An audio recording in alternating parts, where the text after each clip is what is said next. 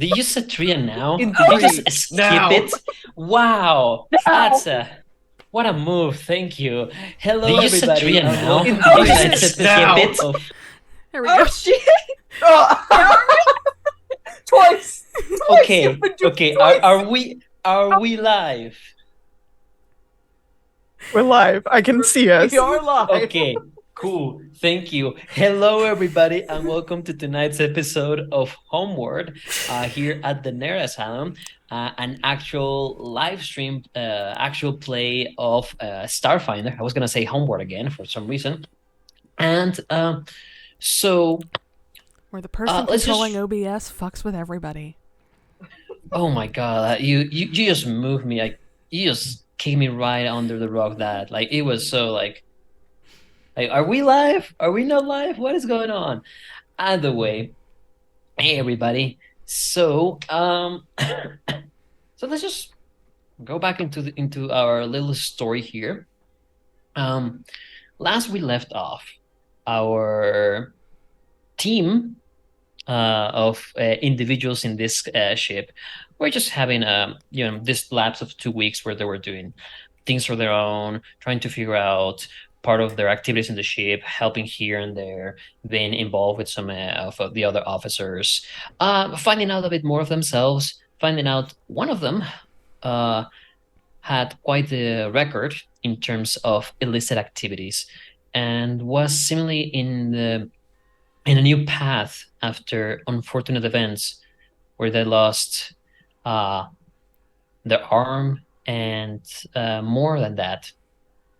We also find out that Nelodius was still having some of those visions and was interrupted from reaching out into his embrace into the void, which, nothing bad could have gone wrong, especially if he had not, especially with some not very well put space-faring suit. And there were some reports of possibly some things not going very well in the ship in terms of the systems, and possibly some tension that before the amnesia were building up, and that may be around there again. So, retaking the story, we would be on the last 3 days of this 2 week lapse. And one morning, as you are heading back to your room, you've been working on that little request from the bridge to build this listing memorial for the ship. And I assume because it was asked to be put in the living, the recreational and living section of the ship, which is busy and it has a lot of people, you would have done this in the hours that are more akin to the night to avoid the crowd. Yeah, most likely. Yeah, I would say you're at the equivalent of the 4 a.m., 5 a.m. of the ship going back to your room. You finish, you probably would have gone back to your room a couple of hours before, but you took time to make sure everything in the systems were right, and also check if the system for the monitoring cameras in that area were fine. Some were damaged. Engineering would need to repair that. You made the note. But you're I going could have back to... probably fixed it. I've got a pretty decent engineering, but it's their problem now. It's a problem. I've got other things that I'm doing, irons and fires and whatnot. It's Mac's problem. So you go back into your room, and there you see again this computer, the one that has been causing you issues. The one is your personal computer. Looking at it, it's a bit stressful. But there's two thoughts that relieve you at least. One, this is not going anywhere. With the setup and everything, someone will need to unplug it and probably cause some damage into it, so it's not going anywhere. Also, there's nobody that knows about it, a part of your group. And the system in this, by this time, with all the time you put into work in it, you figure that there's patterns that you recognize of your own doing for security, which is like, oh, this is totally mine. God fucking damn it, I was good, because at this moment you are unable to break it. And Right. I did the calculations of what would be the equivalent. My fucking shit, like you're no, it's gonna take a Yeah. while. I figured I was good. You're fucking good. And for a moment, just there in the silence and feeling tired, probably gonna sleep throughout the day. Cat, Yeah. the DM easily distracted. So fancy, wearing a suit. Yeah. You go to your It's room cat. and this time very easily find the area where you have stored your very personal items. And take a moment to inspect them. Again, that collar, that necklace. Trying to remember beyond very fragmented sections of memories. Just remembering smoke, remembering distant fire, sounds of confused panic. Trying to remember beyond that, it's even a hazier and heavier shroud. Not even sure that the point before that was something you were able to recall before this amnesia. It's creepy, unpleasant, and even with all of that emotions after the very first moments of having that and not feeling good, seeing it and holding it, it's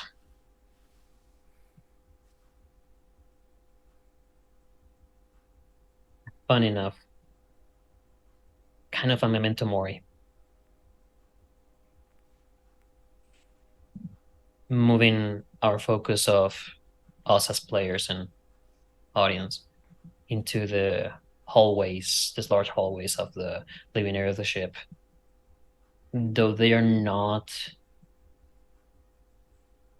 though this listing is not a memento mori itself, some people are coming into the listing not knowing that they're looking for names that may recognize faces, and any of you that go through the living area, you would see there's a crowd constantly in the screens where they can see this listing of the ones I've lost. The names go around 130, 150-ish. And there's a couple of names that, well, not names, but at least images of people that are not in the listing of the ship, which were found dead too. And people are just checking to see if they recognize anything. Okay. I hope you're not too busy in this moment.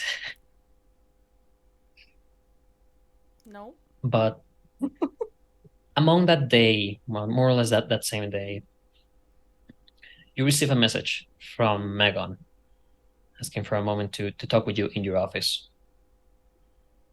Okay. Uh-oh. I assume there's a moment that you're like, okay, this is an hour that I can receive you for something quick. He specifies something quick, no more than 15 minutes. Okay. Yeah, we can do that. Sorry, cat claws need trimmed. Go on, buddy. Thank you. So eventually at that hour, very specifically, on point at the hour, he arrives, knocking first at the door. On the door opens, so you see him, same uniform, more clean, more set up than the first time you met him when you woke up and he was among the other survivors. Gun on the side of on the holster on his hip. He enters, and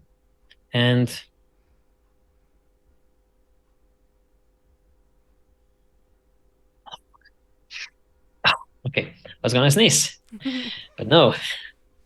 So he enters. Again, this what race is a Riforian, a bit of a pale constitution, long ears, bald, kind of an androgynous individual. And he enters and says, "Hi, I'm Kasinkara. Thank you for receiving me at this moment." Of course, have a seat. I know you said it would be quick, but I'm sure sitting would be more comfortable to standing. Thank you. He goes and takes a seat. Very formal, rigid. So I wanted to ask if there was a possibility you could receive one of our individuals, one of our legionnaires. I think you do know him. He was the one that collapsed, overwhelmed by his emotions when we were talking before.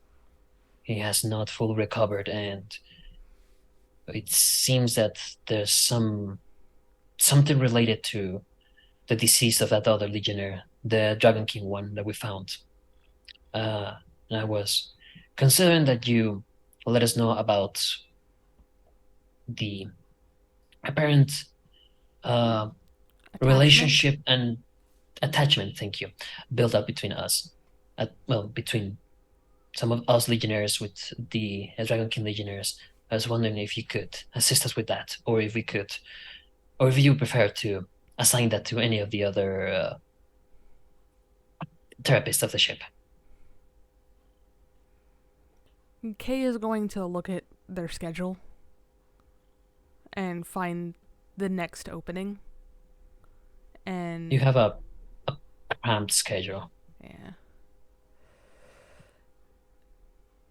How many days until my next opening?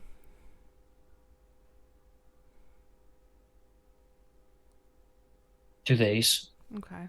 You have managed to be like, okay, I will see you every week or every 2 weeks. So like at the beginning you were trying to fill it up more, but then it's like, this is The entire I need ship some- is now my problem. You've been now balancing with the other counselors of the ship, but after realizing that there's a total of 4 in the ship and there's hundreds in this ship, you're like, okay, priorities. And if we see someone, give it time. Like, So, Kay is going to look at their schedule, remembering this particular legionnaire, and I could do some rearranging and get him in sooner than 2 days from now, but otherwise it might be 2 days. Everyone is in the same boat, unfortunately. I appreciate your help and the confidence that I could come directly to talk with you about that.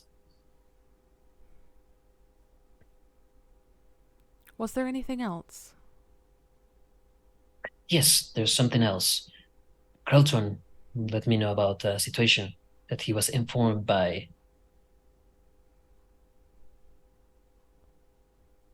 another one that was working and has been with you. The one that we do know his name, Mac. Carlton let me know that Carlton let me know that Mac confined in him, apparently out of a mistake, that he was a prisoner in the ship. He was on parole and was undergoing therapy with me. Still can be. But if all my notes are to be believed, and I have no reason to doubt the notes that I have are correct, he was doing well, trying to fit in to our society and get away from his previous life. Understood. If there's another situation or you find any other crewmates that maybe on that same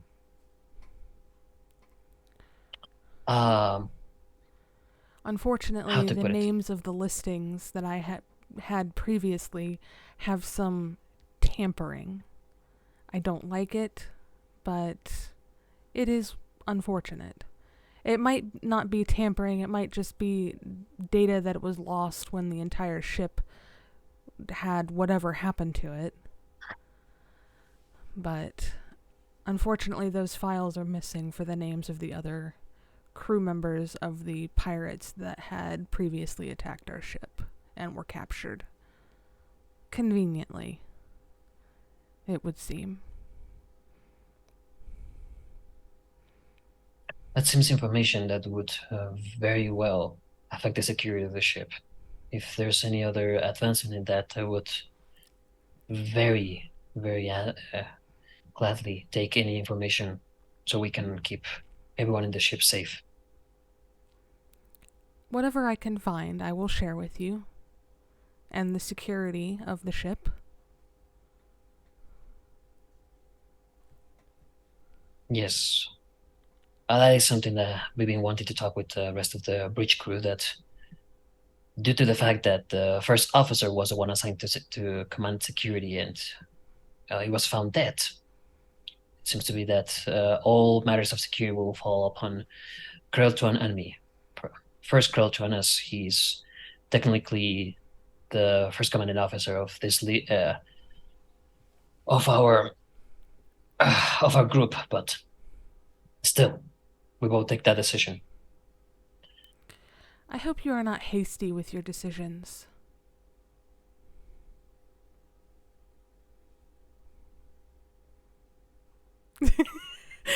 I can't tell if the smirk was you or the character. No, the smirk was me. That was such a sinister way to say that. I hope you're not hasty. Or else. It was not intended as a threat, but with Kay, there's no facial expressions, so you can't tell.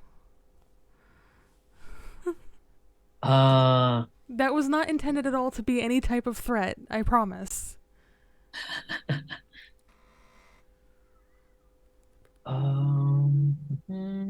Yeah, get out of here. Yeah. I genuinely said that based on what I was reading about about Megan and his hasty decisions in the past. You do see that when you mentioned that, he didn't smirk. That was me, because I couldn't hold it. And I don't have a good poker face. But you do see that he, God, thank you. I forgot the name of that expression. He squints his eyes a bit. In a way, he's similar to you, that he seems very a mix of stoic and emotionless, like cold. You've seen that in the past that he has been getting more of that compared to the first time you met him, that he confided a bit of that panic he had. But in that moment, he squints his eyes a bit. He nods. Thank you for the time. Stands up, begins walking toward the door, and stops for a moment. Turns toward you again. What else do you know about me and Kreltuan? Or the Legionaries in general? Fuck. Hold, please. I have to go back to my notes.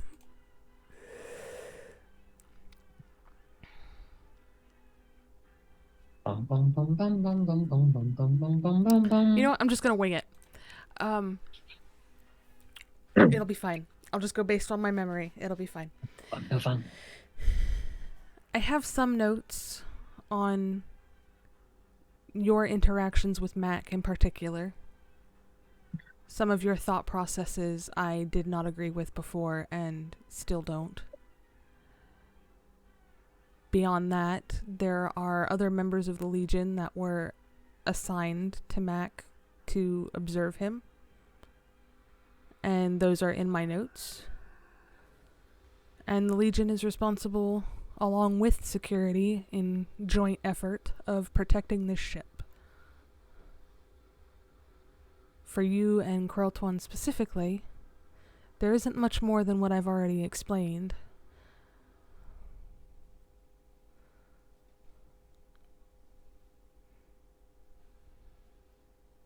Do you trust that Mac won't represent a security threat to the ship and to the crew? Provided that the crew captain of his previous commander doesn't rear his ugly head, then I think Mac will be fine. Even then, I think Mac was bullied and beaten down on a regular basis.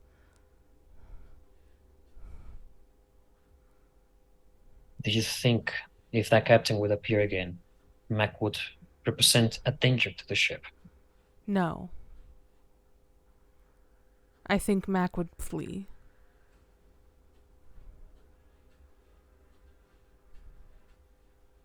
I trust your judgment. Have a good day. He turns around and walks out.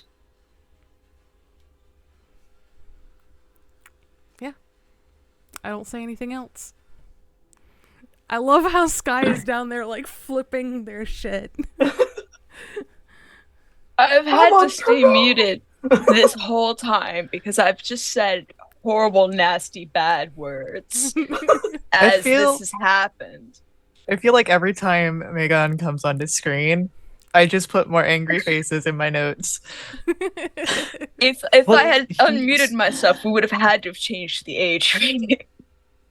That's fun because I think we're already listed as being Yeah. explicit. It's bad. It was very angry over here. Angie. I'm on parole. Anger. So Can I just psychically, with my brain, not Mac's brain, my brain, punch Megan in the face? but he has done nothing wrong to you guys. Why you hate him? Why Kay does does this not guy hate. hate Kay Megan? does not hate Megan. Kay thinks Megan is rash I'm in gonna their start decisions, but that's doing not. what he's Yeah. doing in strategic interaction notes. And it's just angry faces by Megan. It's just bad vibes. Meanwhile, in another part of the ship, actually more specifically in the living section, Mac, Oh, okay. you... I'll be more pleasant now. Oh, I'm sure you will. Oh. Ooh. Oh, like how menacingly that was said. You have in front of you the list of the deceased crewmates. It's a bit of a long list, and you can access to the different faces.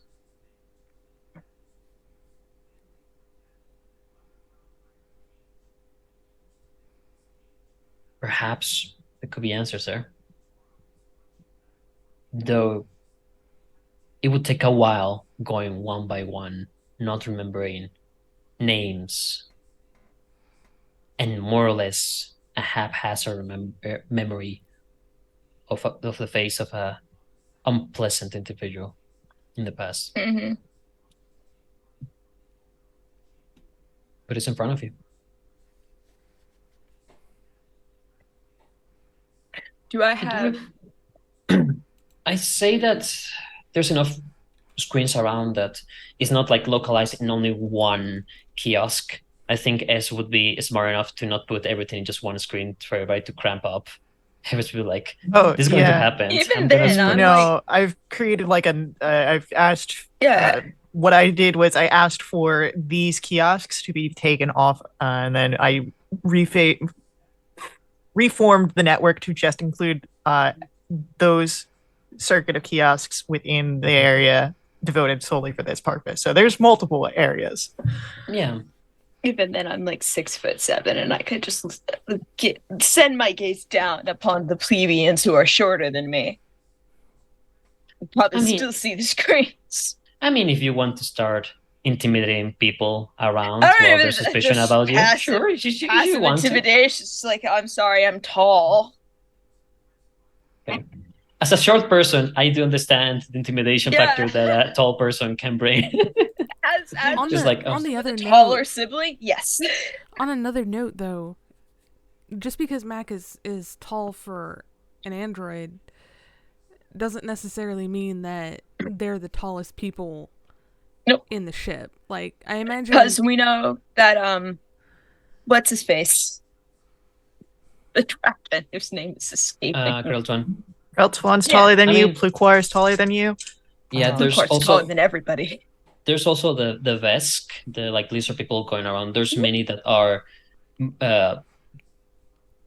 to compared to the humans, they can be twice as taller and twice as thick because they're bulky. Yeah. So that Just even big though for you're an tall, android. you are like among Big for an the android and a human, and that's about it. yeah. But all in all, seeing the rest of the crew that is here, it's a wide variety of plethora of different races: humans, Lashunta, some dwarves there, some half elves, a couple of elves, Vesk, Isoki. There are these small humanoid rat individuals that go around. I mean, there's all races. There's some that are very weird. You think you saw Pluquar at some point. You don't know if there's another one of that species, but you saw a plant walking around, so you're like, that might be Pluquar. And you go into this kiosk and begin inspecting the information, going one by one, trying to find familiar face, name, something. I need you to roll perception. I need to check if perception is indeed a thing, because It is a thing. I can look at thank it. you. I come from yesterday playing Vampire Dash Werewolf, and there's no perception there, so it's like every time it's different. The perception. Oh yeah, perception. It has to have perception.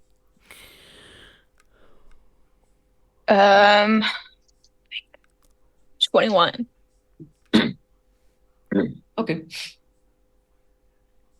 You're going through, and at least for the crewmates, after checking a bit on that list, by just pure logic, you think they might be not listed in the crewmate section. They might be on the other that we don't have names and just the faces.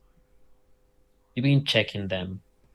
I figured I should have started there, considering based on the first memory with them, was arrested with them. That's who I'm looking for. Yeah, then you start on there and begin checking one by one. There is not that many that are not listed with names, but you're not recognizing any of them at the moment. You realize, like, thinking about it, when out of the corner of your eye, you see someone walking. Oh, This female Lashunta, a bit of a tan skin. You see out of the corner of your eye, and you see kind of a profile side of her before she begins mixing between the people. And as you look and try to find her again, you begin feeling a bit of a headache as the sounds around you, the people, the lights, the talk, the chatter, and even that feeling, that ambience of a bit of somberness that people are checking the deceased, kind of fades away into a different ambience, different place. And you see a bit more clear in this, the Lashunta you saw. Dressing in a different way, kind of, kind of like your normal spacefarer, a bit ramshackle in some sections. She is kind of sitting in front of you in this large table, and there's cackles. People are cackling loudly. There's chit chat, talk.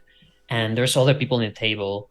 There's like an Isoki, a bit of a scraggly looking one, and the details of the rest of the people here are kind of blurry. You identify a bit of a race, perhaps, but not much. And it doesn't help that in this memory you feel a sway in your balance. I'm drunk. Got it. You're gripping the glass of something, like a glass, and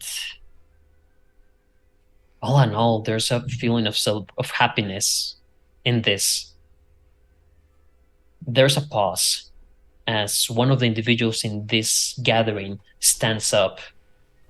A human, short hair, kind of like a bit of a military cut, and you more or less recognize some of his features from that other memory. Has the same jacket, that other memory, and he's smiling as he makes a motion with his hand for everybody to like calm down for a moment. He sighs and begins looking at each one in the table. You see a total of, including him, you see a total of 6 people, including you. So, we have a few things to celebrate tonight. First, everyone here is free from babysitting the rest of the fucking crew. There's laughter, there's chuckles, agreement by everyone. There's a pause. Second, and the real reason we're here is because it has been a great year. The best year we had since we took our own course. He begins moving from his seat, leaves his glass on the table, and moves to stand right behind you. He places his hand on your shoulder, and from there, turn your head a bit to look at his hand, and you see that from his fingers, like throughout here, there's a section of metallic, kind of something over it, like circuitry that would be placed on top of it, that goes into his palm, his knuckles, ends in some kind of gauntlet. Someone has proven their worth fourfold, and though he started in such a low pit, and many were saying, but Captain, he isn't worth it, I knew he had it in him. Each time he got in those controls, he made our beautiful sun soar like never. And we had a good navigator. He points at one of them. You don't see the details of this person that he's pointed at. But you're not a pilot. Yet you, Amos, you took us to heights and riches. You proved the worth I knew you had in you. And now he gives you a pat in your shoulder before moving to his spot, grabbing his glass. Now we're celebrating for new horizons, new treasures, and to prove the pack worlds that we do not forget. He raises his glass and the rest of the table follows up, including yourself, though there's a bit of sway in that movement. You feel even a bit of liquid falling on top of you. And there's confidence, there's happiness, there's accomplishment in your heart. We do not stand idle while those that hurt our worlds now parade in our space. We haven't stopped fighting for our homes, and we will bring hell for those bastards and anyone that dares to look at our homes. Loud cheering happens briefly before everyone eagerly tries to prove that they can end the drinks before the others, including yourself. There's more laughter. There's joy, camaraderie in the air. The captain looks at you, smiling before approaching and patting your shoulder once more. You make me proud, boy, he says with a smile. You belong here. Those words from Amaneko. And you feel your chest swelling with pride, happiness, perhaps relief. His eyes look up and his warm expression changes to a cold, silent hatred. The table seems to feel that as they quickly hush and look at the entrance. The doorway to this establishment kind of thing, details are blurry. It doesn't help that you were drunk at the moment. But at the door of the establishment, there's a large, imposing desk, even addressed in a bit of a flamboyant way, like captainy, piratey style flamboyant, along with an entourage of mostly Besk, but along with other humanoids. The leader of this group, this imposing Besk, has an ornate-looking staff. Like, I would say staff, but it's more like a thick metallic quarterstaff, and one end has 3 nasty-looking protruding blades. He's there. He makes a step. He begins making slow steps forward toward the table that you guys are sitting. The captain, your captain, begins walking to meet them, glass in hand, as he stretches his hands in a sort of "come at me" expression.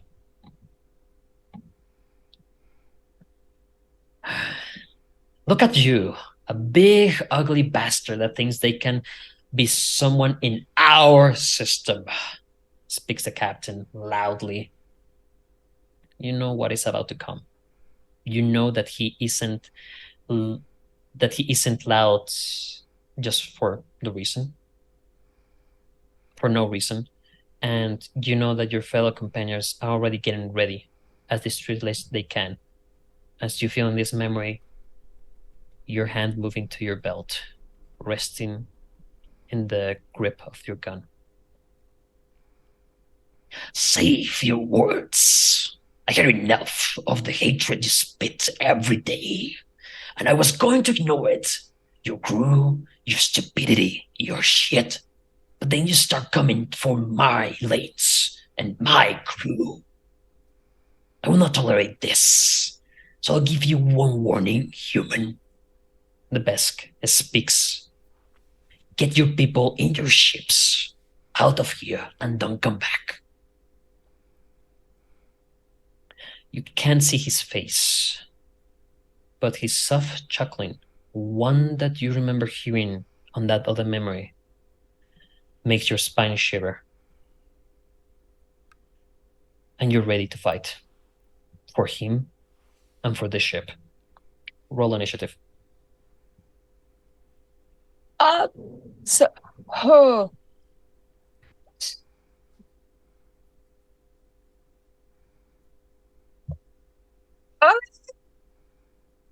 Yep. Okay. Am I revolutionary? What? Can't say what you are yet. You're not sure. Oh, yeah, that should be enough for that guy. 26. 26 total? Mm-hmm. I rolled a 19. Yeah, well, the guy rolled a nat 1, so +5, so a total of 6. That's a +7. There's no warning before the captain raises his fist closed and impacts in the chest of the Besk. And as it impacts, there's an eruption of lightning that covers his fist, along as a visible disruption in the air as like punches, and as it draws, you see the Besk captain being pulled into it before a second punch. The other people in your table draw weapons. Some blades, some guns. You draw your pistol, and immediately among the chaos of all the other pirates coming into, going for your crew, for your officers, and the people of your ship, you lock eyes with one of them. Just this Vesk that is pulling out a kind of a nasty looking needler pistol, and you're quicker on the draw. So what do you do? What do I need for that? My special. I think you need to Thank goodness I had this out. So I think you need to roll either stealth, bluff, or Sorry. intimidation. I don't Oh, remember. right. Yes. Stealth, bluff, or intimidation. And I'm not Yeah. stealthing my way out of this bar fight, so that just doesn't seem like a plan. So let's just intimidate him. okay, so Let's go you with need that. to, yeah, you roll intimidation, and you need to beat a 20 plus the CR of this creature, which is a 1. So you gotta beat up 21.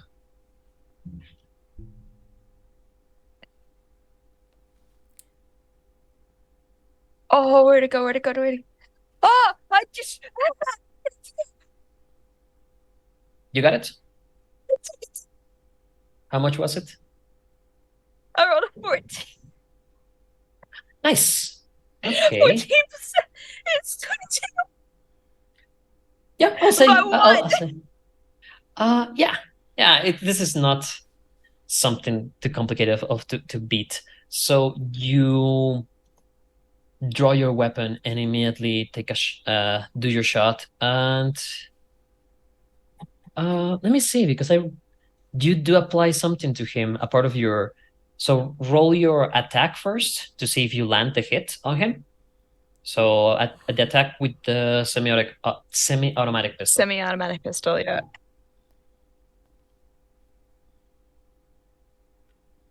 It's a 19. 19 to hit.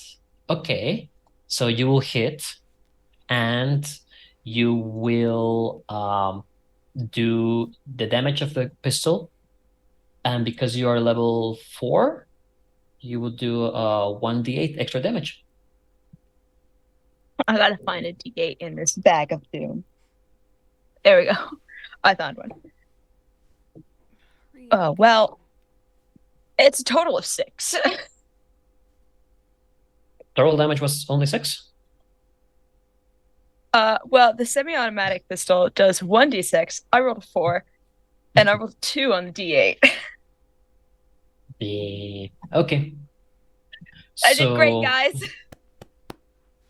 Okay, 6 damage, and it has. Okay, so you raise your gun, and instead of trying to sneak around or anything to do a clever shot, you just stood up in all your height, raise the gun one-handed, and take a shot on him, which kind of takes me by surprise that he was not expecting you standing still for that shot compared to everybody scattering and taking cover.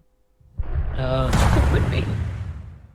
Yeah, and he takes the shot right in the chest. He still manages to remain there, and he'll take a shot at you. Does a yeah. I don't like that smile. Oh yeah, that is beautiful. That's a scary number. Does an 11 hit you?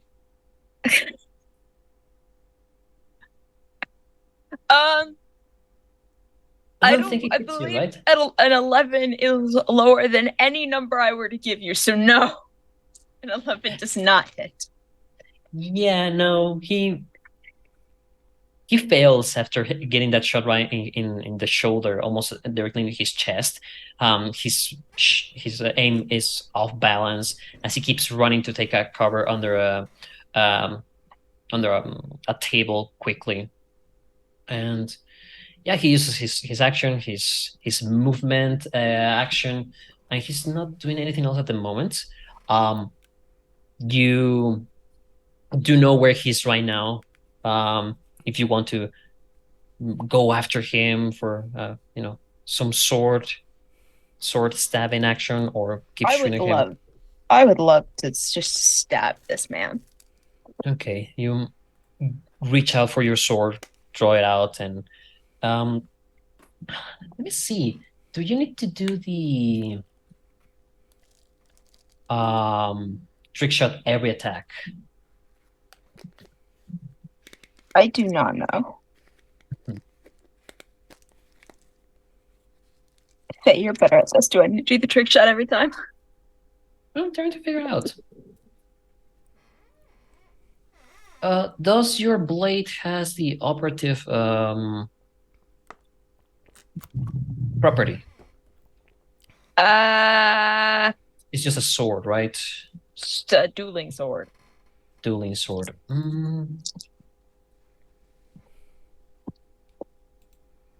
Because that's the one that I picked up from the ground in the ship. Yep. I'll tell you in a moment. I assume it's a basic one and not the molecular rift one. Man, if it was the molecular one, that'd be so great. But no, it's a basic one. Yeah. It's a nice basic one. With that one, you can't use the trick shot, the trick attack. Okay. Because it requires That's to cool. be a operative. You know, like rogues can do it with a longsword or like things like finesse that. weapon. Yeah. So you're still gonna go for the sword, or? Oh, yes. I will still stab this man. He just tried to shoot me. All right. Roll your attack. Let's see if you hit his AC.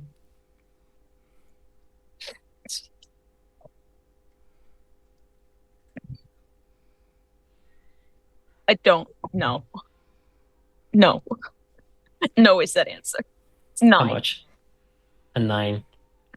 You draw your sword, and as you go to try to hit it, it moves right off the way as the sword hits the table and bounces off of the metallic covering of it. And in that moment, yeah, he draws also a longsword, trying to hit you now that you are engaged in melee.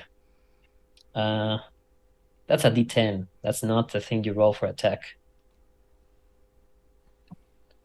Don't roll a d10 against me. I don't have as much HP as you think I do. Does a 20 hit you?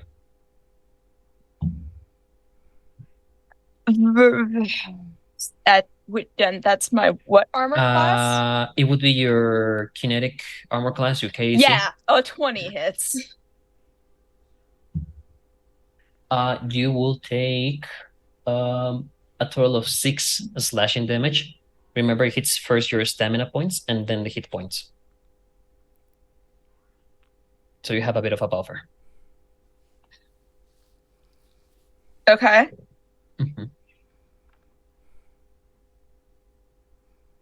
Yeah, this fight is going on loudly across the establishment.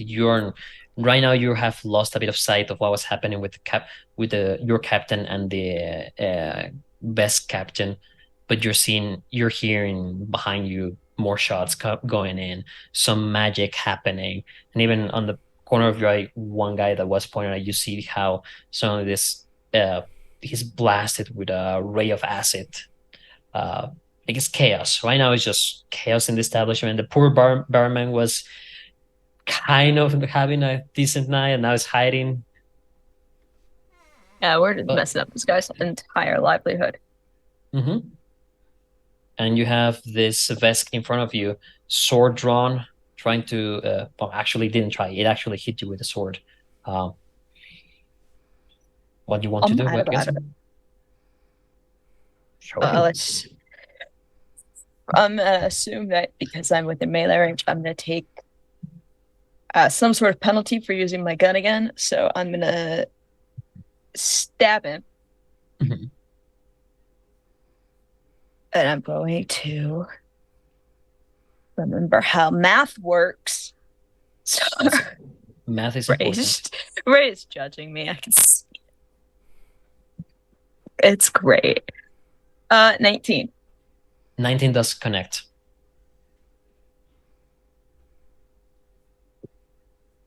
You take that opportunity as he attacks you to do a cut of your own toward his chest and land one clean cut across it.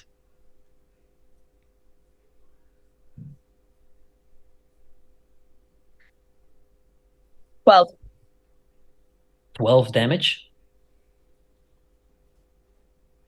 Yeah. Okay. The cut goes deeply to him, and you see that he's very wounded out of that. But we're still in the second. Okay, we're still in that round, so he will try to go for an attack on you, trying to take you out of it before. Does a yeah, a 21 hits on your KAC? Yes. Okay.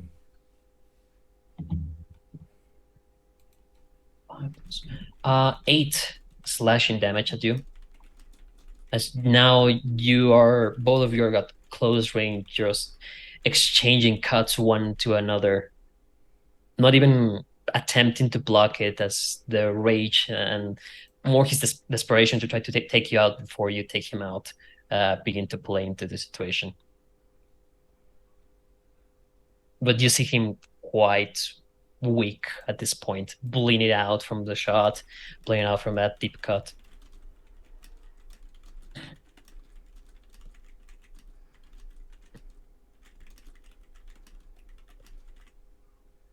Your turn. Yeah.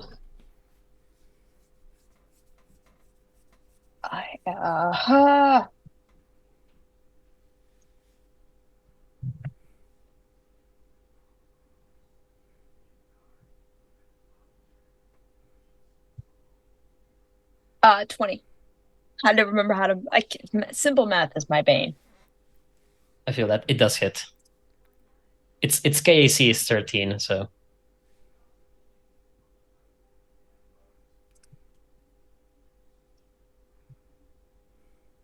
So. Roll your damage.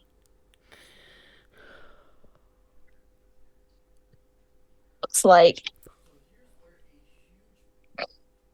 8.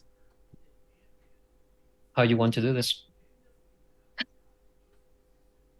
Oh, or more like how you did this. How I did this? I just went for it. Just straight through the chest at that point.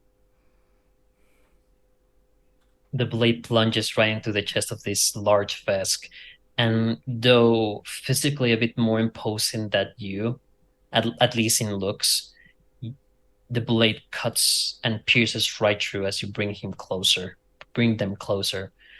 You see it gasp out of the pain and air before eyes begin to roll. And now that you're seeing that,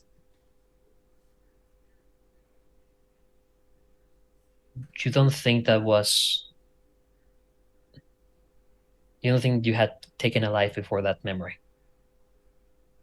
As it begins dawning on you, the blood, the stress of the situation, looking around you, and in a slow motion, you do see the captain fighting the Vesk. This Vesk wielding this like large quarterstaff with the blades trying to hit it, and you see him. The best way to describe it, and also in a way as you remember from the hits he gave you and other times he has applied discipline to you or to someone else, is that each hit felt heavier, that it would draw you in and out of it. And you see how he was almost playing with that Vesk until you see a punch hitting right in the face of it, and hearing the crack of the skull and the head being projected away from him, the body ragdolling. You and that crew wipe out these individuals. And out of that, probably that what leaves you with a odd sense when you come back to the hallways of the Dralark is a sense of pride and accomplishment, which immediately mixes with the other feelings you had from other memories.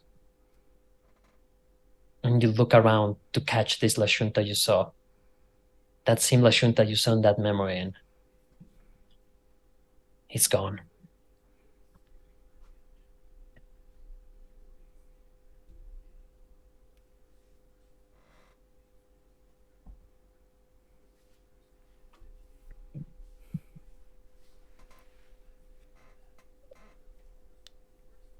Mac may need to talk to Kay about murder, but that's fine. You don't know where that memory would have landed. Like if it was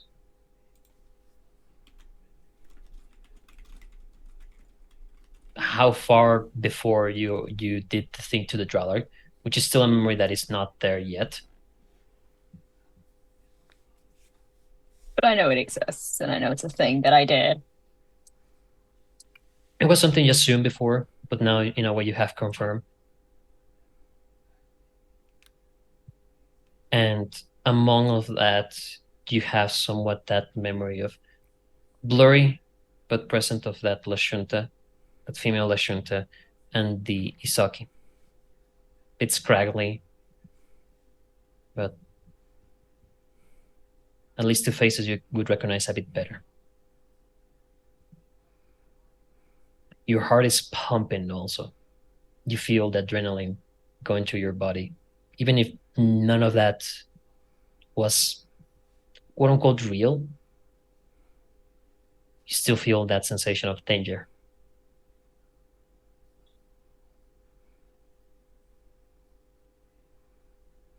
Slowly fading, but still you feeling high alert. As you notice also your hand was in the grip of your gun. Yep. Uh-oh. I should leave this area. I'm gonna do that. You begin making your way out of the living quarters, and you don't know if anybody noticed the whole situation. Probably people were more focused on finding the lost ones, but you go. And that day passes. Unless you want to do something else on that day, Mac. Good.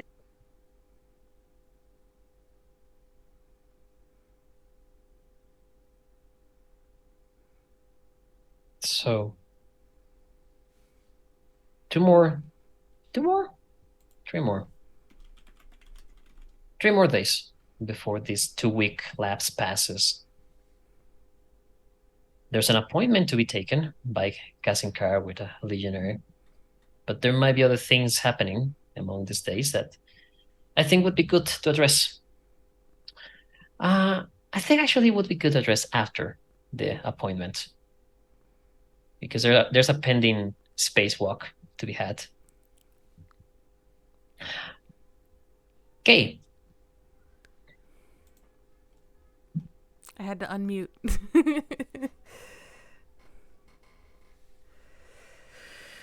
It arrives the day of your appointment with this legionnaire. Surprisingly enough, the rest of that morning was uneventfully boring. People had problems, but at this moment, some of those are like, okay, I've heard this enough times that it's not much of an issue. It's just like, take a deep breath, handle your panic attack. You know what to do. It's going to be fine. That most people are having because they don't remember they can do things, but they can. So it's just repeating that 3 times with 3 different people. So it's not as draining as having to deal with parents not recognizing their children, people feeling unsure what they are, who they were, in a more existential way, or even your own thoughts. And the door opens, and you see this legionnaire, Riforian, same race as Megan, but his skin is more, instead of that pale, almost white, bluish tone he has, it's more of a kind of a copperish tan. You've seen some of the other Riforians like that, like you've seen of both. Again, not a lot of hair, but his expression and physique seems more of well, Megan seems more of an officer that has seen things. This one looks of a frontline soldier Who's seen a lot more things.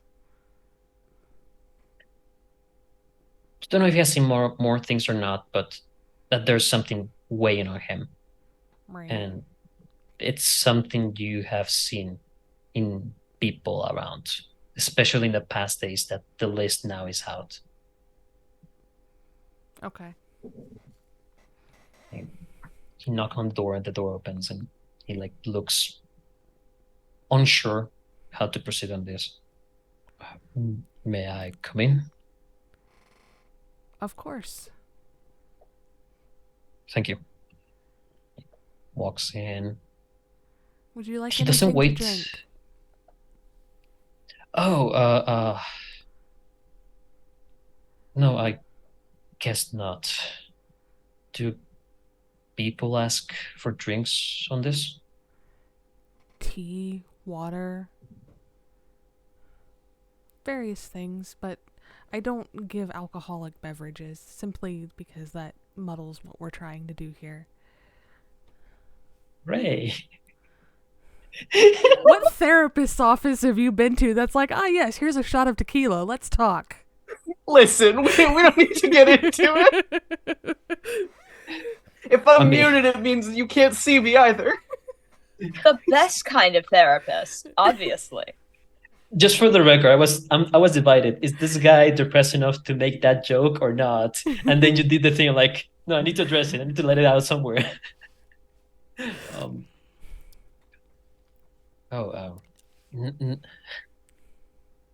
No, it's fine. I guess, yeah. He doesn't wait for you to tell him to sit down. He just looks for a place to sit and crosses his arms and sits down. I mean, there's a couch and a chair and a love seat. There's like multiple different spots for people to sit. And I imagine at this point there's been like group therapy sessions in Kay's office. So there's ample places for him to sit. Where would Kay be sitting in their desk? Kay grabs a data pad that is either blank or is just for these sessions, and sits in not a recliner but like one of the single seats, and has Squishy pretending to be a pen. Gets irritated that it's not like a stylus for the data pad, and puts Squishy on the table in front of them with a cup that Squishy can eat. And then finds a stylus and starts using it on the data pad. He does stare for a moment at the pen turning into Squishy. Actually, the pen extending into like this gooey mouth. You know, like ooze mouth, not like an actual mouth, just like and begins like grabbing into the milk and like trying to eat it. Like it's not fully, it's like gnawing at it, like like a dog with a bone. Yeah. And he stares at it for a moment before looking up at you. So Centurion Megan told me that I should come here. I'm here.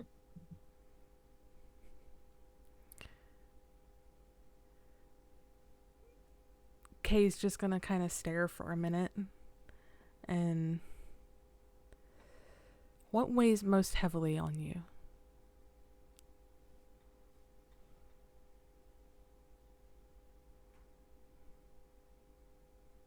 What do you mean? What weighs more? Like, is it the loss? Or is it the confusion? Or is it too many memories, not enough memories? Or is it all of the above just meshed together in one giant ball of stress? Make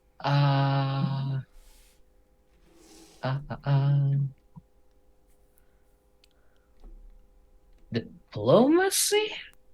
Okay. Yeah, I guess it would be diplomacy. I would say profession, but no, diplomacy seems about right. Oh, goody.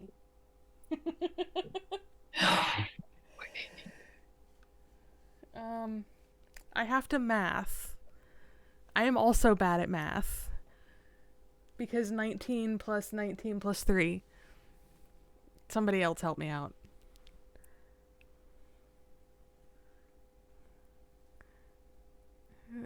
Okay, I've got different numbers.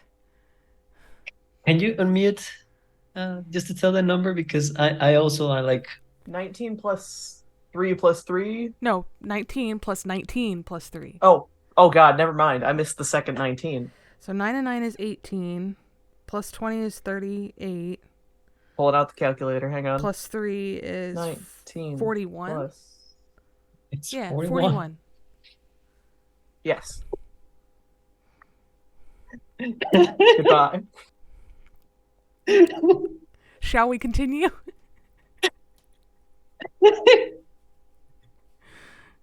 Well, I need a moment. The DM needs a moment. Like, I got a 19 on just- the die, I got a 3 on the d6, and my modifier is a 19 because I fucked up everything and you said just roll with it. I could write it Yeah. on a post-it note next time and just show it to the camera for you, Sakran, if that might help more. oh God. I mean, just to be absolutely clear, and I don't think I need to clarify, you do succeed. There's no question. I would say this is more of a role of not just what you said, but your overall the moment he entered, the vibe you gave him, the attitude, your behavior, your words, like everything to make him feel more comfortable. And throughout all of that, you also sense how defensive he was at all of this. Right. The fact that you said all of that part directly and not like try to sugarcoat it for him, at least for this individual that, he's definitely a mercenary, a soldier. They're more of direct people, and like to the point. saying all of that.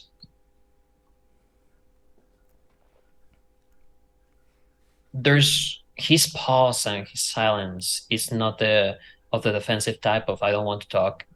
You begin seeing the signs of genuine thinking, genuine opening, not for you, but at least for himself at the beginning. Okay.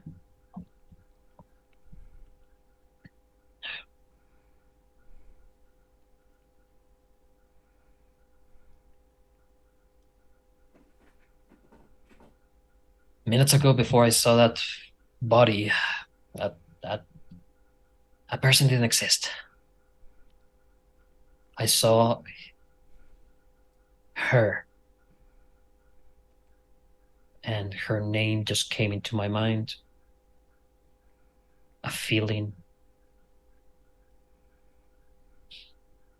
Don't know if I had a sister, but I felt like I lost her. Like she was my sister, or I don't know.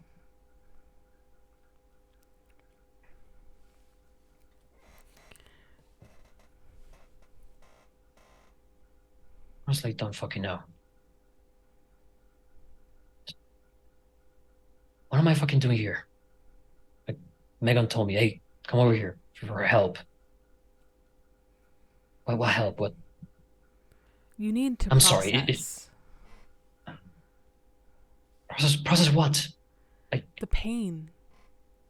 You lost someone very important to you, even if you can't remember that they were important or why they were important.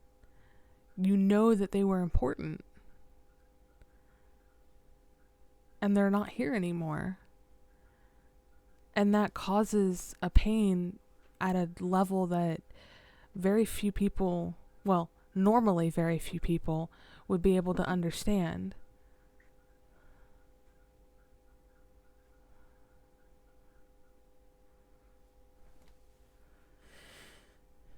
What if remembering makes it worse? It will. What if I just...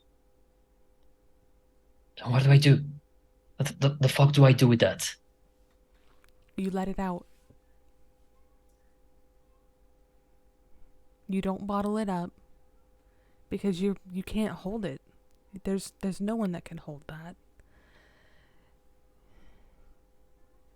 You can cry and scream and curse the void.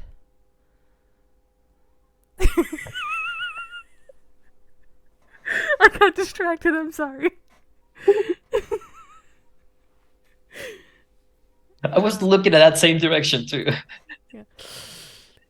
Yeah, sorry, I lost track. You could cry, scream, curse the void. It's not going to change what happened or the fact that they're gone, but it is the start of processing the emotions that come behind it.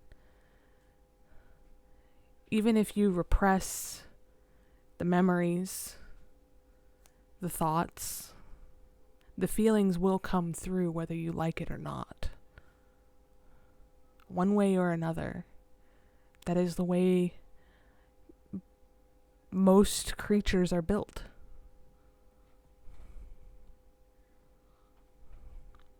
That's the way sentient beings are built.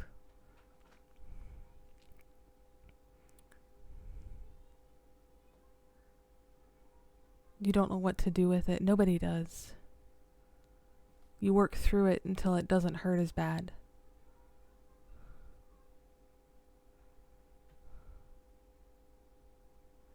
The body keeps the score.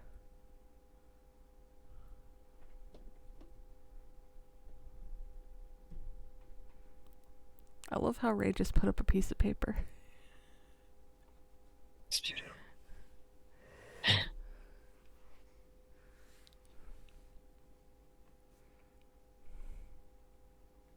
You see, there's hesitation. 1 minute, 2 minute passes. There's not even eye contact until he begins speaking, his voice ever so faintly breaking.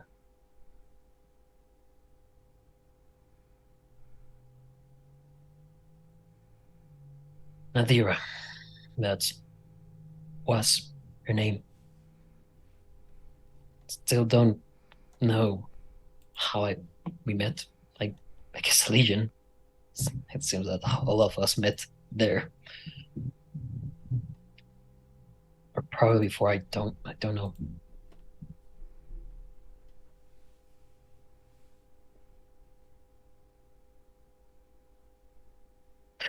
I just have one memory.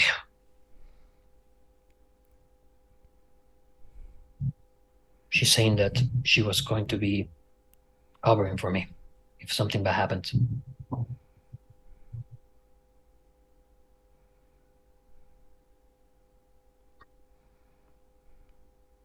Well, something bad happened, but she's not here to cover me, so I don't know.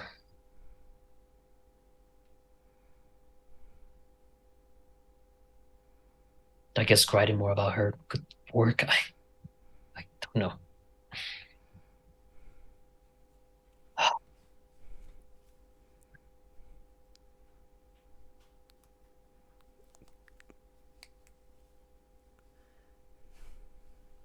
You could...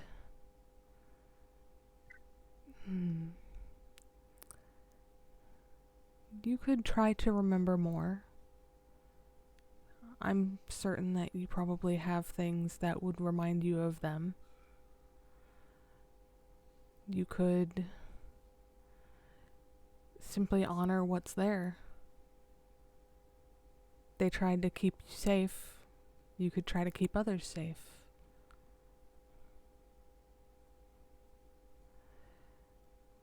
But ultimately,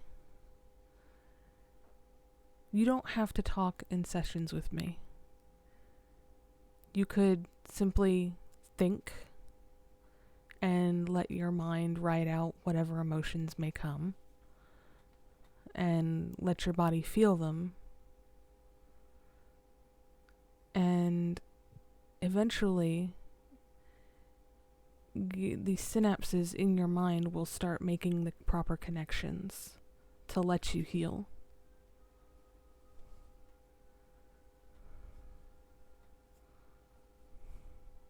He nods and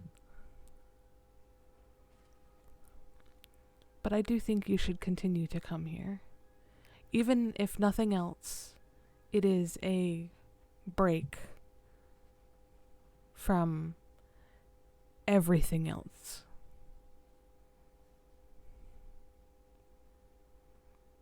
We all need breaks where we can talk to someone who will listen or not, where we can overthink, underthink.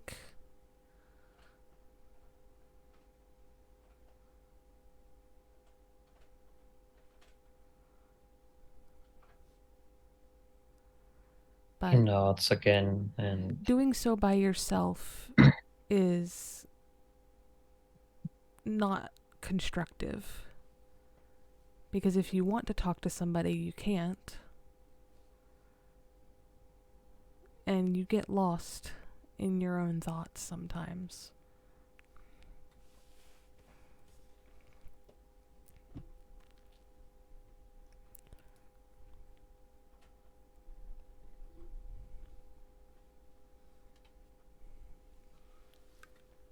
What are you doing? and Cat. oh, it's beautiful. He does not, and do see that there's a couple of tears coming out. As much as he's trying to repressing it, it's slowly letting some out. And you continue a bit more of that session. He kind of rambles, lost mostly with that direction, but does agree to return. Kay lets him ramble where he does, and the only direction she gives is reminding him when he stops for too long that it stays here. That nothing said here goes anywhere. He doesn't have to worry about anyone else in the ship getting this information except S, but she doesn't tell him that. S just knows everything what is happening in the ship. S is just like low-key looking at everybody's shit. You could say that maybe S. not. You could say that S put some box in a case office. That was bad, even for you. But yeah, towards the end of the session, there's discussion about the confidentiality of it, and like, even if they ask, Kay's not going to tell them. Okay. Yeah. He does agree not, and eventually exits with kind of the promise of returning to whatever he will be. It will be the next step. He's still unsure, but he does say he will return. And there's just that kind of a relief for you, thinking that he will return and that he won't just be alone. Yeah. And trauma counseling. Yeah, not easy. Yeah, definitely not. Sky, trying not to cry. Thanks, Theta. What did I do? I don't know, man. I was just halfway through. I'm like, oh, fuck.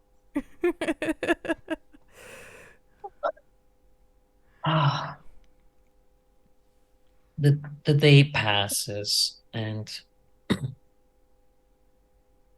for the rest of the crew, the air and the ambience, now that the list is out there, is a bit somber.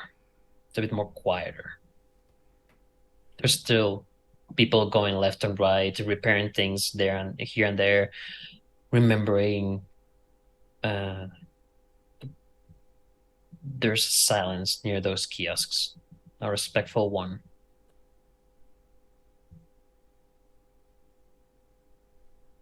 And among all of the people in this ship, there's one who's something still bugging. Every other night there's dreams, whispers, and every time Melodious look at the window, there's a reminder every time of what you're surrounded by. And it doesn't help to your what's the word? Your not honor, your pride. There you go. Your pride that you noticed that there has been a security officer following around. No. It's not like hiding, it's like nearby where you are, and you don't know exactly who. You do not know if Mac was involved, but the day after, there has been a security officer going along with you. Nelodius is torn between two actions. One of them, well, what he wants to do is he wants to lead this poor tale on an absolute goose chase around the ship by taking like the most circuitous route everywhere, but also he can't be asked to do that, and his body hurts so much. So he does it one time, and then he gets where he's going. He's like, "Oh God," and doesn't do it again.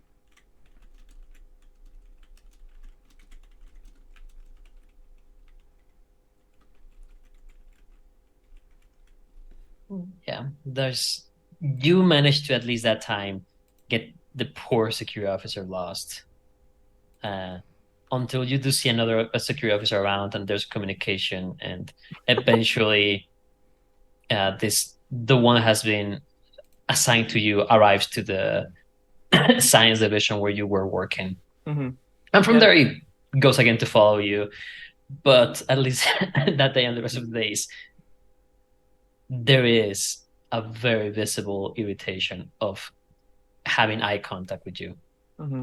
And Nelodi's like, the project he has been working on right now is something he has somewhat pieced together based on the notes he could find from immediately before the great forgetting,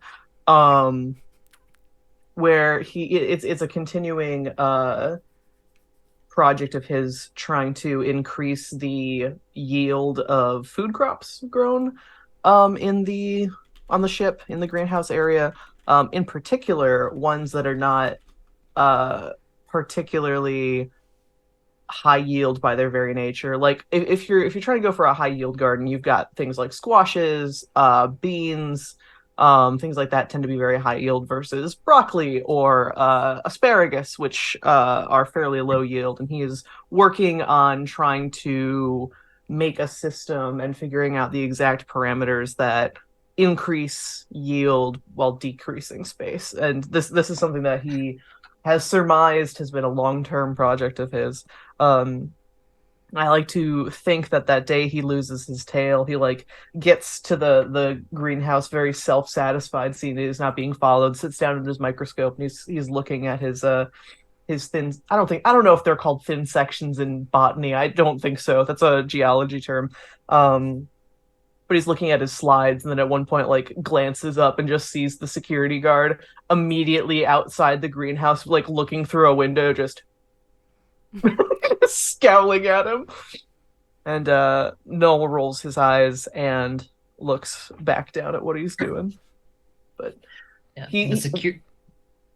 Go ahead. I was just gonna say one last thing. He's still not.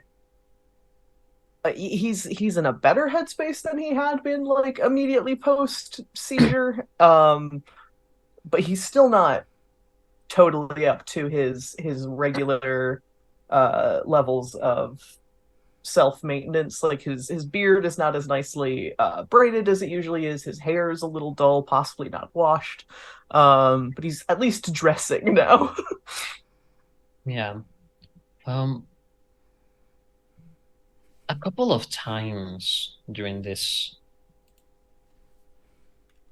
you have kind of lost a bit the sense of time, and not because of work. And you figure in what moments have been.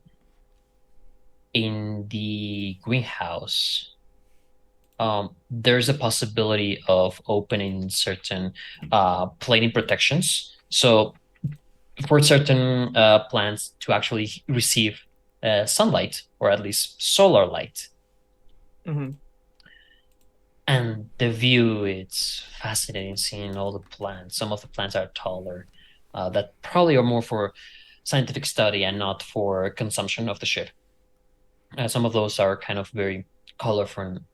Seeing those in contrast with the frames of the glass, and then the void beyond. There have been times you have caught yourself with minutes passing, and one time the security officer shaking you out of it, and you're not sure how much time passed as you were just staring at that. And that has happened in your room too, with the view. And just that sensation, that lingering sensation of something unfinished. Though there's the added hesitation, not because of someone stopping you, but of what happened the last time. That's issue, that hesitation of what is really happening. Mm-hmm. Along with reading your notes, which the last pages of that book you were, like that dream book you were having, mm-hmm. The last pages being unsettling. I love when my dream journal is unsettling. Yeah, so reading through them, it's kind of a loosey-goosey. Why did I say that? I like that. Why did I say that? A loose keeping track of the dates. You see there's gaps, that there's a lot of writing between one date and the other, and you're kind of sure that there were a lot of dreams that were just not recorded. You didn't record the date because Mm-hmm. by the haste of the writing, probably was in the middle of the night. Oh, in general, I hate when I do that. I'm sorry. When I wake up in the middle of the night and I write something down, I'm like, this is profound. And then I look at it the next morning and it's like, the gnarly NATOs. I'm like, what does that mean? they're not, most of the writings are not that the gnarly natives, The but they're gnarly just, NATOs with the potato is the weirdest thing I've ever seen that I wrote down in the middle of the night. I don't know what it means. yeah, there's no gnarly natives with the potatoes. At least you can there. read what you write in the middle of the night. My handwriting is Sometimes. so bad. I'm looking at it and like, I think my 5-year-old tried to write a paragraph in shorthand. This is awful.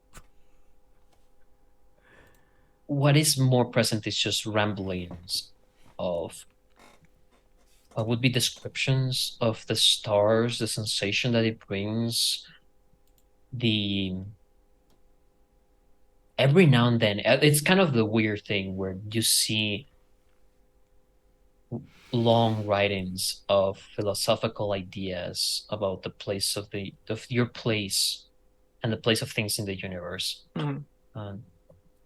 Which is odd, because at times you're like, you go and find certain lines from that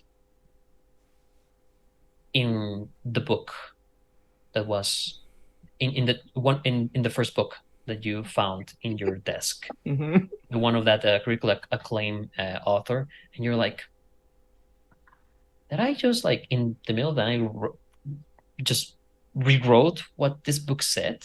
Can't believe this author plagiarized my dream journal. Yeah, it's weird. It's like, odd. But toward the last parts of your journal, the dreams, the more well elaborated dreams, are not of connection, of wholeness of insight and of foresight that begins. It's him. Oh my Sorry. god. Oh my god, I didn't notice him do that. Oh, yeah. He blends. Sorry. It blends so well. The dreams begin taking an undertone of coldness, loneliness, of loss, and in a literal turn of page, they are ramblings of desperation, of the connection once had turned upside down into something unsettling. And the last 2 pages,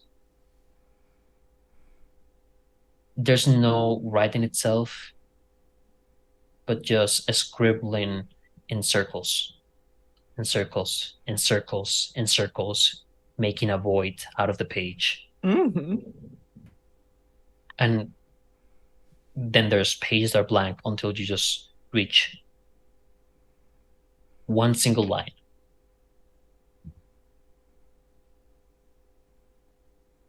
I am one with him. And then empty. Nothing until the end of that journal. And there's no date on those last pages, so you don't know what happened, if it was in the time of the great forgetting. The great forgetting. Or was it for like, yeah, there's still a sensation that you have to get out. As Null is reading this,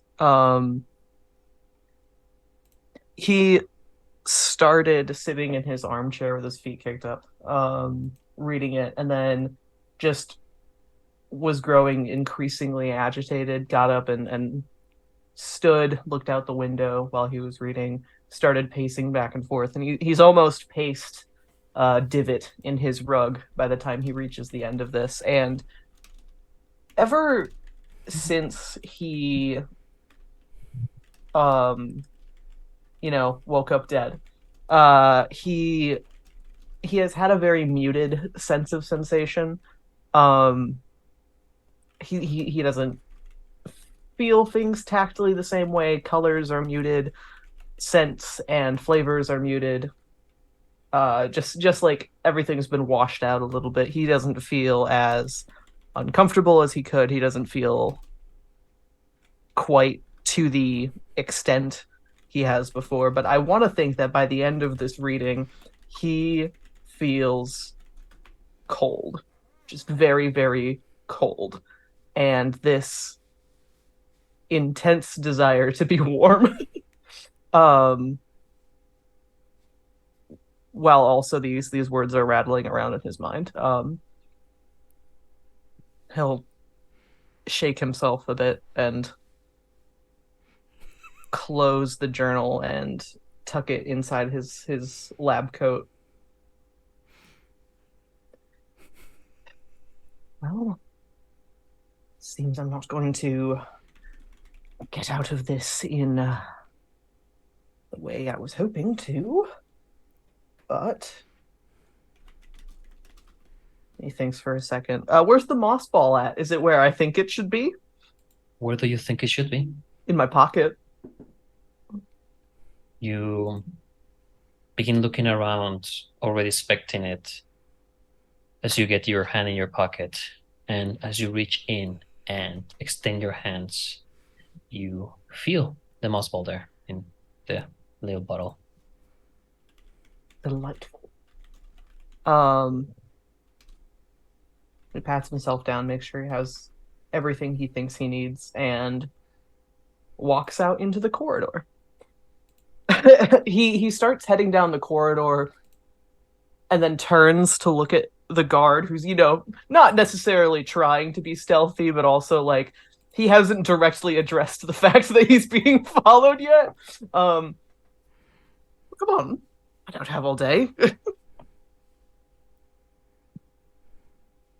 I know you're there. Come on. You're not particularly stealthy. It's a small ship. No, it's not a small ship. The guard says as he walks to you. The hallways are small. And Null is going to head towards Ez's quarters. Okay. After 10 minutes-ish, 10 minutes-ish of walking, you reach there. And he will pause outside the door and just knock. Maybe Ez is awake. I don't know. That guy keeps a weird schedule. Yeah. Speaking of that, What tower? Yeah, what time is it? What time is it? What time would Null be doing this? I feel like he left work a little early because he couldn't focus.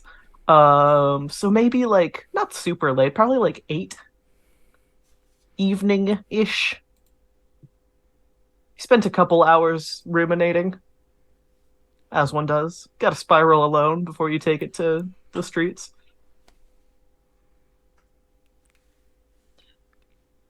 But So- my therapist says it's a bad thought, but So as then Null, it's not very long before S does open the door.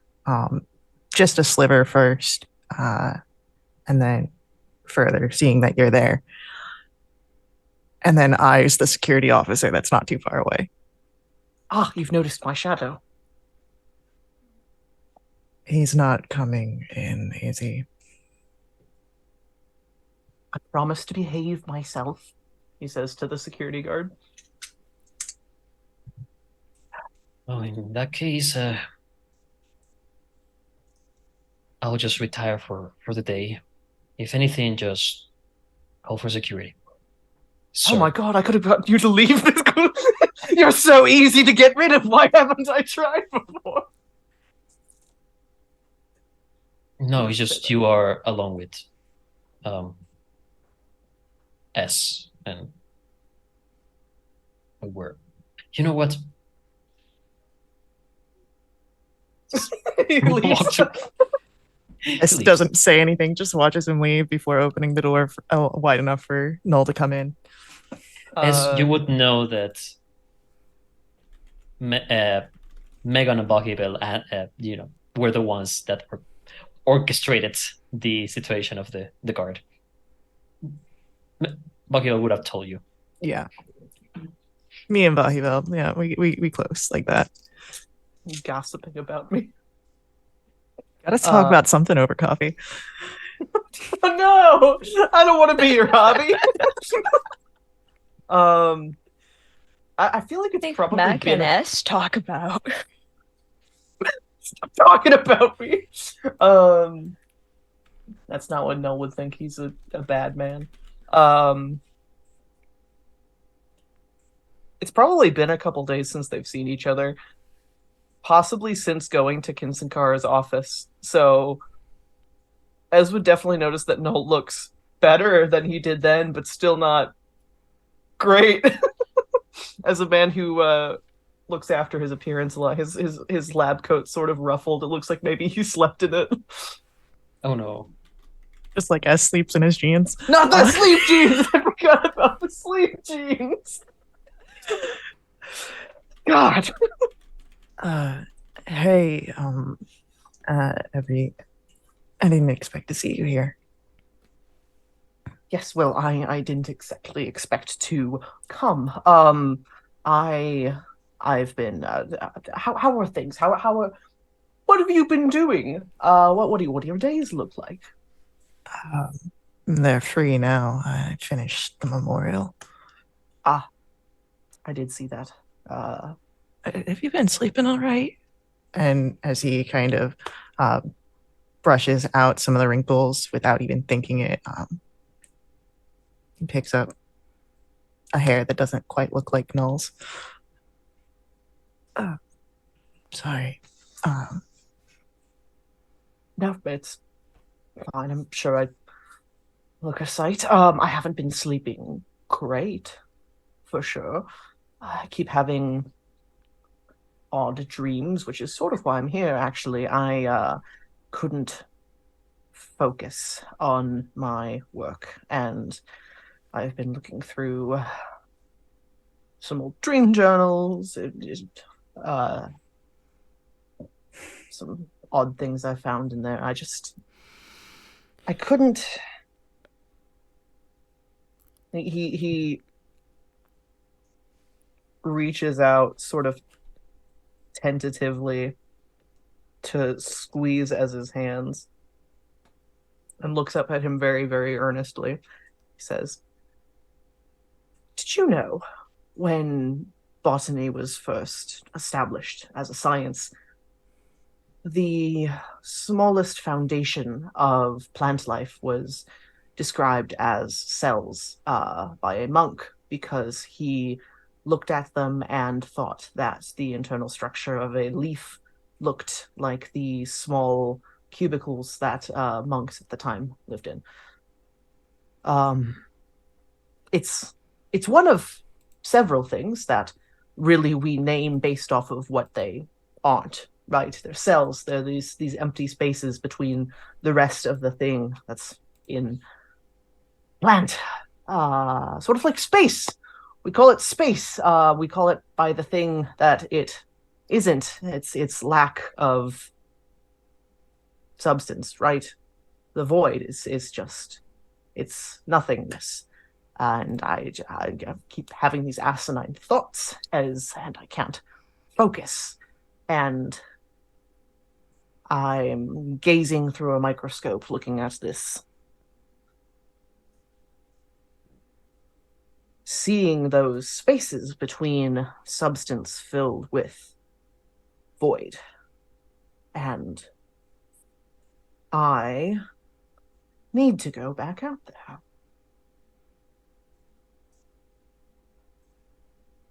Okay. Ideally, I'd like to do it without getting clobbered by a large android in the hangar. And we don't go out the hangar. You're going to help We? I don't want you going off and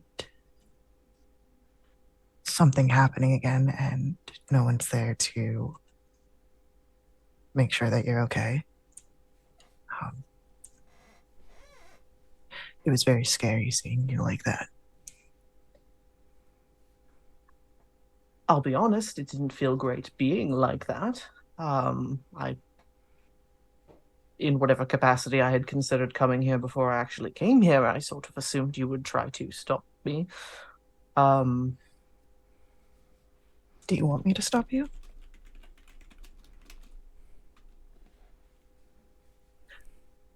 No, I don't think I do. Then I'll help. If you'll allow me to. Yes, yes. It's calling to me, and I fear to know what the consequence for myself is if I do not heed it. Not that I think it bears me any ill will, but it's best not to keep things waiting, right? You talked to me about this before. This entity that called to you from the void itself. And I may not believe that something greater is out there for me. It definitely has an odd way of showing that there's plans in motion.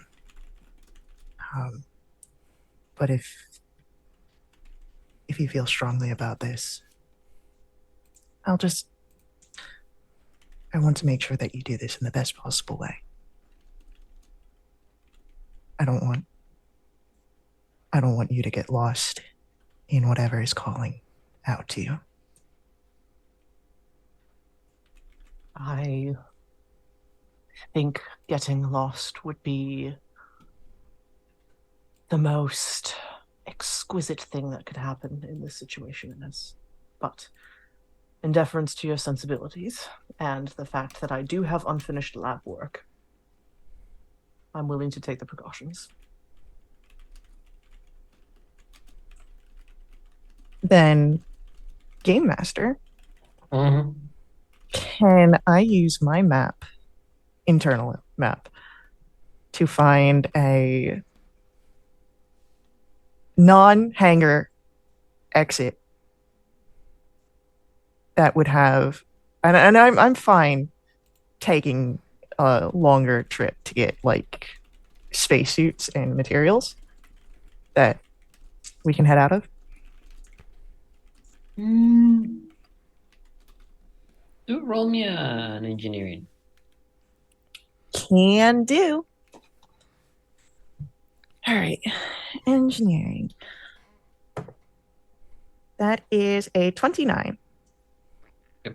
So, just in terms of gameplay stuff, and this will also relate to information you remember, all equipment, all armor has the capacity to provide protection against environmental hazards to a certain degree. You know, if an environmental hazard is acid rain that is pouring torrents of acid on top of you, it won't protect you that much from that. But from very cold or very hot temperatures, devoid of space, so you know that armor in itself can provide that through technological or magical, depending on, or the hybrid mix, depending on the type of armor. And you know that also there can be attached don't remember the name of them in game, but there are these hooks on the boots so you can walk. Yeah, Yeah, I've got a similar, like I've got something that's similar to that. What is it? Frost souls or something like that, where There's space yak tracks. Yeah, basically. Still have those? Yeah, I didn't take them off. But I was mainly looking for like the frost hiker souls. That's what they are. That help me get through ice. I was looking for something like where it would be more magnetic to get onto the ship, and then unless specified in the armor that it doesn't have. Rules said that all armor have that kind of thing attached to the boots. So I was gonna say that you guys do have that, and you remember like, okay, how to activate that, how to control it, and it will provide, I think, up to a day of protection per level of the armor. I think it's a day. So, but you're able to do that. Then then what I would do is that S has got rope from the planet sidewalk that he just grabs and doesn't even let go of Null's hand before he starts leading him to a door.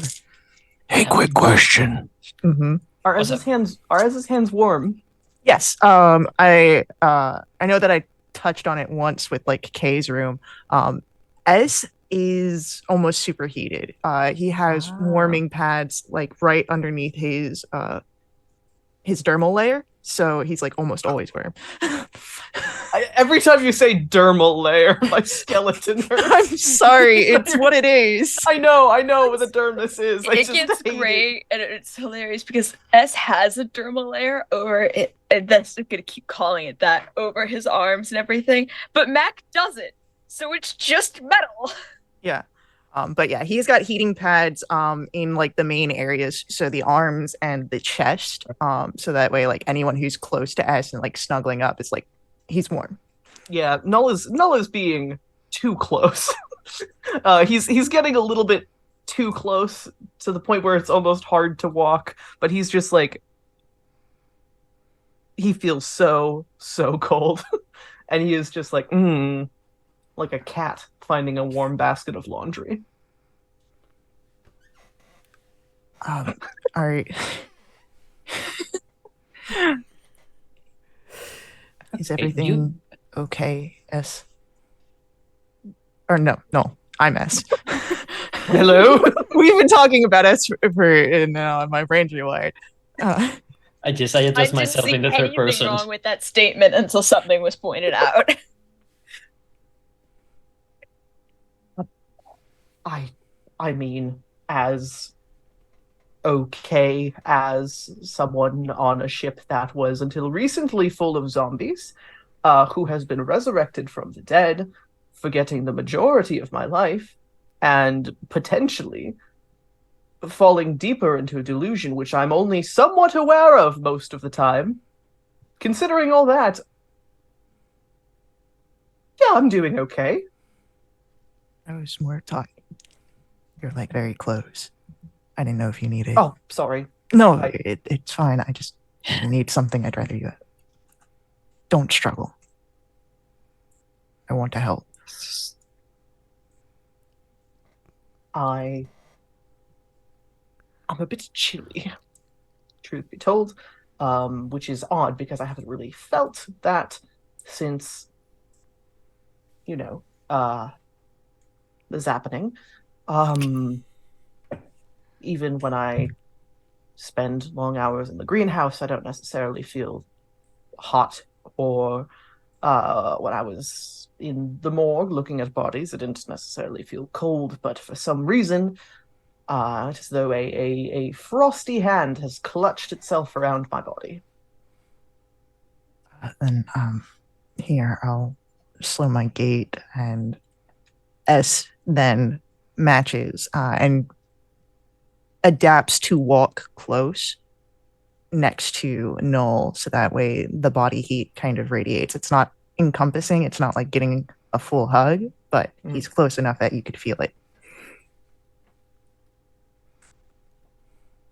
Quick question, GM. I know we probably have to stop here soon, but one thing I want to make sure I remember to ask.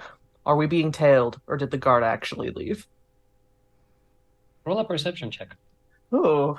Can I do this as well? Yeah. And I was going to say, if you guys don't mind, to spend like 15 more minutes. I'm good. I am also good, but I recognize if others are not. Yeah. All right. I have work in the morning. I know, that's why I'm asking. I hate to be the bearer of bad news, but I can't. Okay. Fair. We'll just close in the situation of this roll. 18. 18. Okay. S. 26. Okay. So just keeping around your eyes and like looking behind both of you with the memory of this guard following you. You think you're not being followed. Okay. Understood. Mm-hmm. And as we slowly see Melodious and S walk toward one of the airlocks of the Dralark, rope in hand, getting ready to do a spacewalk together.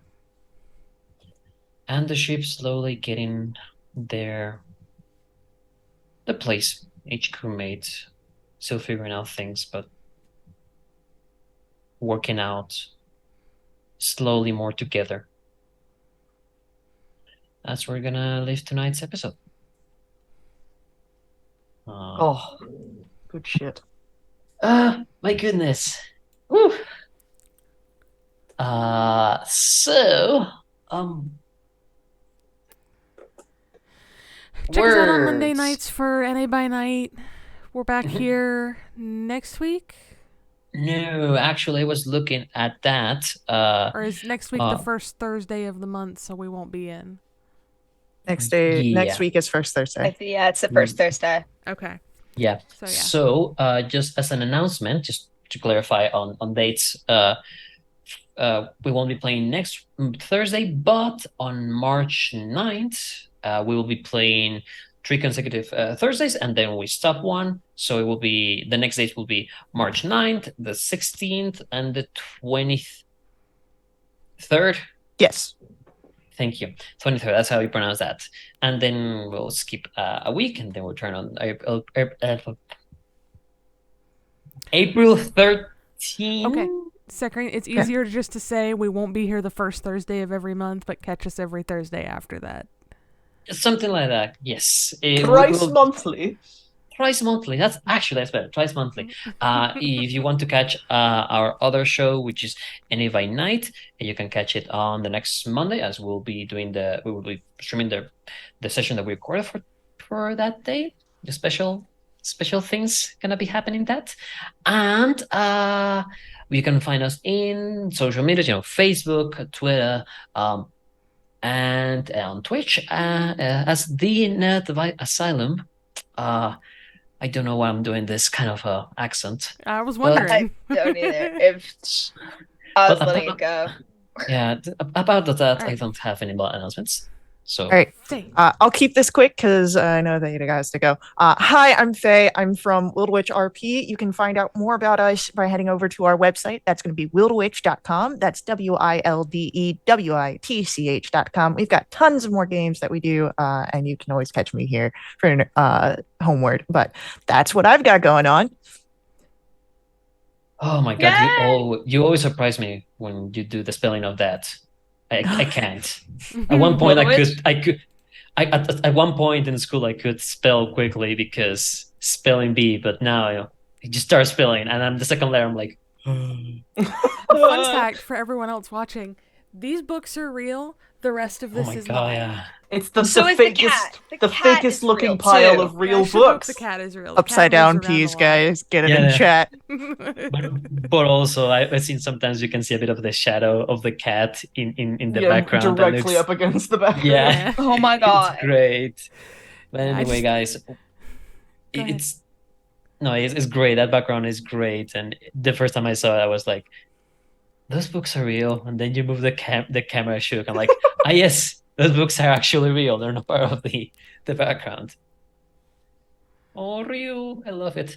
But yeah, thank you so much for watching. Thank you for joining us on this emotional space adventure. Space therapy. Therapy Space in therapy. space. We'll be getting into more I wouldn't say more interesting, but more action-packed stuff soon. Anyway, thank you for joining us. Take care and stay nerdy. Stay nerdy. Bye. Bye.